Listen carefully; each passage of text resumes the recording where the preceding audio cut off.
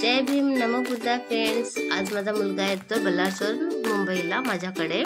तुम्हाला माहिती आहे मी मुंबईला आली ना मम्मीसाठी।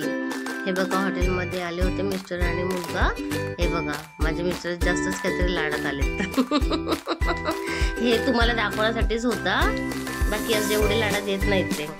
मग त्याच्यानंतर आम्ही मागवलं मिसळपाव। मग मिसळपाव खाल्ला बघा, किती छान अशी तरीदार मिसळ आहे। छान असं पोट पण आम्ही खाल्लं आणि त्याच्यानंतर मग आम्ही फोटो वगैरे घेतले दोघांनी आणि त्याच्यानंतर मग मी निघालो।